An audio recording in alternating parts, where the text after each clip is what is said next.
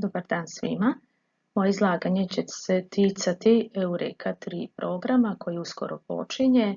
Čuli ste kakve rezultate, odnosno koje zaključke je donela Eureka 1 i Eureka 2 studija, a sa kojim izazovima ćemo se sada suočavati kroz naredni program, čućete kroz moje izlaganje. Kao što ste čuli, znači Eureka 1 se sprovela tokom 2014. godine, tokom 2017. je bila Eureka 2, a 1. septembra ove godine i sve do 30. novembra će se sprovoditi Eureka 3 studija.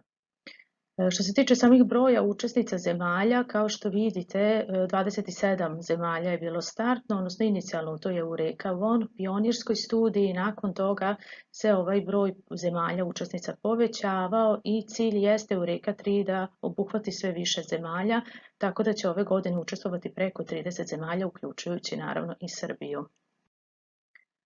Svaka zemlja ima svog nacionalnog koordinatora, za našu zemlju, odnosno za Srbiju, to je profesor dr. Violeta Rafaji, tako da nam je ona i ove godine nacionalni koordinator Eureka 3 studije. Što se tiče samog cilja studije, jeste kao i do sada praćenje epidemiologije, stope srčanog zastoja, načina zbrinjavanja, ishoda, prijema kao i otpusta iz bolnice. Međutim, kako bi razumeli, znači same ove varijacije u incidenciji i ishoda vanbolničkog srčanog zastoja na međunarodnom nivou, podaci se prikupljaju za svaku kariku lanca tako da budu uporedivi sa svim zemljama Evrope. Eureka 1 je zabeležila preko 10.000 slučajeva vanbolničkog srčanog zastoja. Eureka 2 je imala fokus na primjeni KPR-a od strane slučajnih prolaznika, odnosno laika, i tu su prepoznati jedinstveni aspekti sistema hitnih medicinskih pomoći, odnosno načina zbrinjavanja vanbolničkog srčanog zastoja u svakoj zemlji ponaosob, odnosno u svim učesnicima studije. Kako bi unaprijedili same ključne tačke u tom lancu preživljavanja od vanbolničkog srčanog zastoja i da bi imali što kvalitetnije podatke, Eureka 3 ide na sveobuhvatnost, pouzdanost, a uz to su ciljevi znači i proširenje Eureka mreže kao i poboljšanje razumijevanja načina vremena reagovanja, transporta samih pacijenata, odnosno uspostavljanja spontane cirkulacije i preživljavanja ovih naših pacijenata. Što se tiče samih dugoročnih promjena ovog projekta u poređenju sa Eureka 1 studijom, a kontinuirano prikupljanje podataka o utvrđenim tačkama bi osnažilo prikupljanje podataka širom Europe. Ono što je veoma neophodno jeste da se ohrabri što više zemalja da teže ka prikupljanju jedinstvenih podataka na nacionalnom nivou, aktivirati dodatne zemlje za zbrinjavanje i iz tog razloga samo će prikupljanje trajati 3 mjeseca i na ovaj način se očekuju snažnije procjene incidencije zbrinjavanja, odnosno samih ishoda. Mi tačno ne znamo vremenske intervale službi hitne medicinskih pomoći, odnosno vremena pristizanja do terena, vremena koliko nam traje zbrinjavanje ovih pacijenata, odnosno transport. Naročito se to odnosi i na remote area, odnosno na dejstvo službi hitne medicinskih pomoći na udaljenim terenima, i to će biti jedan od ciljeva Eureke 3, merenje vremenskih intervala, odnosno reagovanja hitnih medicinskih pomoći kao i transporta. Očekuje se da će Eureka 3 stvoriti najveću bazu podataka vanbolničkog srčanog zastoja u Evropi ikada i na ovaj način će se obezbediti generisanje snažnije procene incidence ishoda vanbolničkog srčanog zastoja, također i za određene podgrupe o kojima će kasnije biti reči. Ono sa čime se bavi, odnosno samo istraživačka pitanja Eureka 3 studije jeste koliki je udeo nacionalnog stanovništva svake zemlje. Čuli ste iz prethodnog izlaganja da smo tačno znali sa kojom populacijom se raspolaže, odnosno sa opsegom zbrinjavanja pacijenata za svaku službu i zavod ponaosob, koja je incidenca potvrđenog vanbolničkog srčanog zastoja koje su zbrinjavale hitne medicinske pomoći u različitim europskim regijama, koji interval znači odgovora, i tu sad govorimo o svim intervalima koji se tiču same hitne medicinske pomoći, odnosno dejstva hitne pomoći, tretmana i transporta do bolnice. Zatim kakav je utjecaj intervala samog odgovora, intervala tokom transporta na preživljavanje i koja je incidenca bilo koje kardiopulmonalne reanimacije pokušane kod pacijenata širom.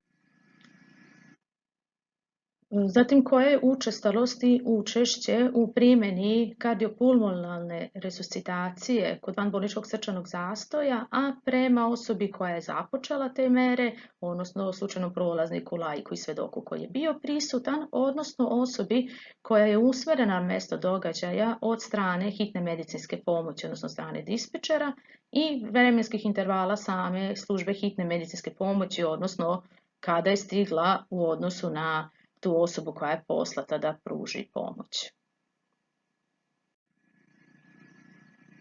Znači, koji je inicijalni ritam zabeležen kod srčanog zastoja kod naših pacijenata, zatim incidenca postignutih spontanih cirkulacija, znači uspješnih reanimacija, ali ono što je novina u Eureka 3 studiji jeste da imamo i pacijente koji nisu preveženi u bolnicu zato što su egzitirali na licu mjesta, tako da će se pratiti incidenca i ovih slučajeva, odnosno incidenca pacijenata koji se transportuju uz KPR. Kakav je status pacijenta pri primopredaji između znači, službe hitne medicinske pomoći i hitnog bolničkog prijema, odnosno kakvi su naredni koraci u zbrinjavanju ovih pacijenata i naravno incidenca onih koji nas i zanimaju, to su ti hodajući pacijenti, odnosno koji su preživjeli naš tretman i koji su otpušteni iz bolnice. Zatim se postavljaju pitanja incidence vanbolničkog srčanog zastoja i roska kod svih onih pacijenata kod kojih je svedok, odnosno laik, radio KPR, tako da je to i druga grupa pitanja na koji se odnose znači, na samo preživljavanje pacijenata gdje je inicijalni ritam bio šokabilan, a gdje su započete mere kardiopulmonalne reanimacije od strane svedoka, naravno i preživljavanje, odnosno incidenca preživljavanja i ovih pacijenata. Posebna grupa, odnosno sekundarna istraživačka pitanja se tiču traume, odnosno incidence preživljavanja uslijed traumatske etiologije, kasnije će biti detaljnije riječi oko toga i kakva je incidenca pacijenata, odnosno učestalost preživljavanja kod pacijenata sa neodrživim roskom, odnosno KPR-om koji je u toku i incidenca vanbolničkog srčanog zastoja kod dece. Ovako izgleda upitnik Eureka 3 studije, znači on je znatno detaljniji, sveobuhvatniji i bavi se, kao što sam rekla, vremenskim intervalima. Sada ćemo lagano proći kroz kompletan algoritam, odnosno kroz sve varijable ovog upitnika, pa ćemo prodiskutovati samo oko toga šta je bitno i šta je od značaja za istraživanja tokom Eureka 3 studije. Znači ono što je karakteristično znači da se obeleži svaka država, region i populacija koju zbrinjava služba hitne medicinske pomoći. Prva stavka jeste da li je potvrđen srčani zastoj. Definicija samog srčanog zastoja predstavlja znači, prekid mehaničke aktivnosti srca koja dovodi do prestanka znakova cirkulacije, a ukoliko laik ili služba hitne medicinske pomoći nije prisutna u tom momentu, odnosno ukoliko nije osvjedočen srčani zastoj, naravno na profesionalcima zdravstvenim jeste da razmotre kada je taj srčani zastoj nastupio i da li će se primjenjivati mere KPR-a. Upitnik koji je preveden na srpski jezik, koji je identičan znači, sa originalnim upitnikom i sa svim varijablama koje se kroz padajući meni. Što se tiče samog upitnika, odnosno pitanja koja se tiču naših pacijenata, potvrde srčanog zastoja i početka srčanog zastoja, znači ukoliko je cardiac arrest potvrđen, a obeleži se znači, kao nepoznato, znači da može biti postignut rosk od strane samog laika prije nego što je došla služba hitne medicinske pomoći, ali se to naravno veoma retko kada i dešava i tada u suštini mi ni ne znamo šta se tu tačno i desilo sa tim pacijentom. Ukoliko se KPR započinje, ono što je bitno jeste zabeležiti samo da li se primjenjuju kompresije grudnog koša ili se radi u potpunosti KPR, odnosno cilj nam je uspostaviti spontanu cirkulaciju, znači i sa opcijom samo primjenom kompresija bez veštačkog disanja. Znači, samo započinje KPR-a, znači može biti od strane službe hitne medicinske pomoći, kao što sam rekla, od strane svjedoka laika ili od strane pomoći koju je dispečer poslao. Kasnije će biti riječ i o tim osobama u našem regionu, znači to će biti veoma retko kada, eventualno u slučaju da služba hitne medicinske pomoći ima dodatnu ekipu koja nije lekarska ekipa, pa da je u takvom slučaju poslata ranije ukoliko su sve ekipe zauzete i na nekim drugim intervencijama, pa bi u tom slučaju započeli tehničar, odnosno vozač BLS do pristizanja profesionalne pomoći, odnosno lekarske ekipe. I samo započinjanje KPR-a, znači kroz naš upitnik, ovako izgleda u padajućem meniju, znači može ga započeti osoba koja se zatekla, osoba koja je poslata po pomoć ili neko iz službe hitne medicinske.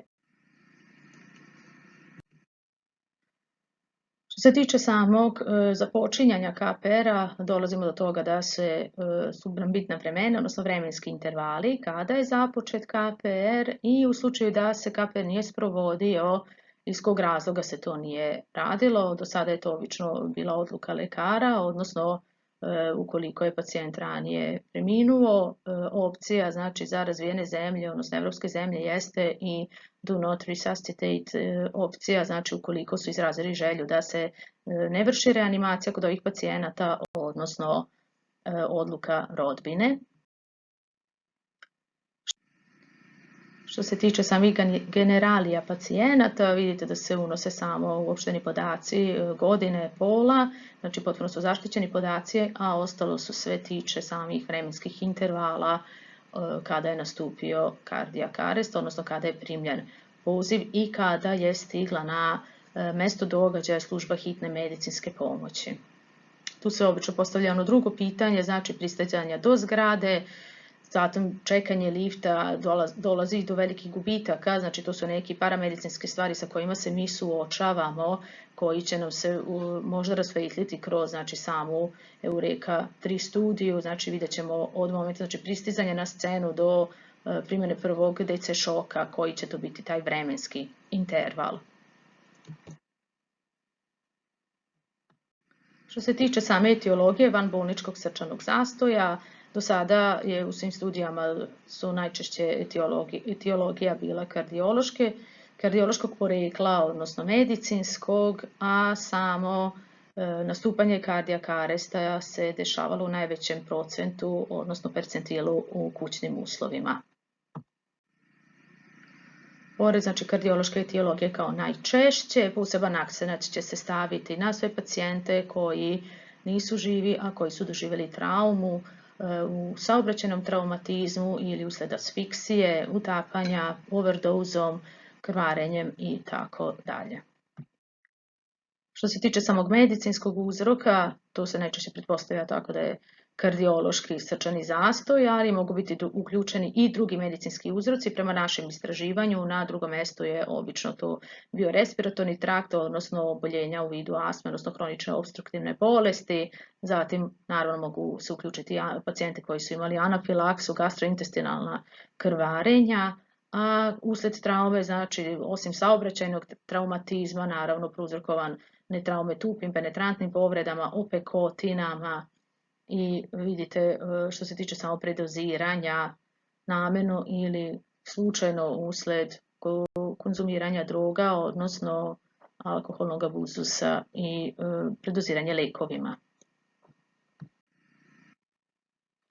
Obzirom da služba hitne medicinske pomoći u pojedinim sredinama vrši i mrtvozorstvo, tokom priprema sa sredinama koje učestvuju u Eureka 3 studiji su detaljno obrađeni i ovi pacijenti, odnosno moralo se tačno razgraničiti šta je mrtvozorstvo, a šta su hitne intervencije službi hitne medicinske pomoći, kako bi svi pacijenti koji pripadaju u studiji prema ovim varijablama u suštini i ušle u sam projekat, a da bi se mrtvozorstvo potpuno isključilo iz studije i da ne bi dobili neadekvatne podatke.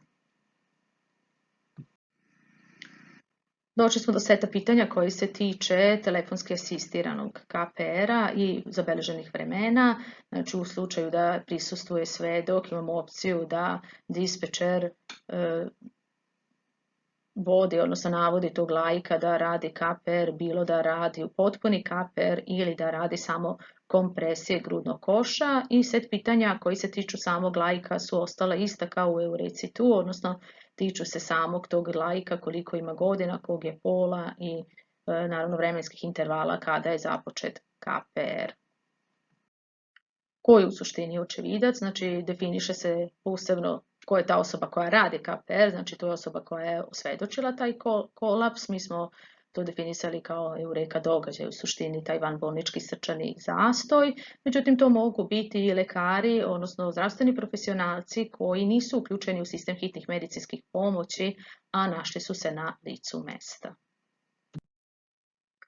Osoba koja je poslata u pomoć, rekli smo u razvijenim zemljama, to može biti utrenirana osoba, može biti vatrogasac, znači koji putem pagera se javljaju ili telefonskim putem i usmjeravaju na mesto događaja i započinju KPR do pristizanja stručne pomoći, odnosno ekipe službe hitne medicinske pomoći.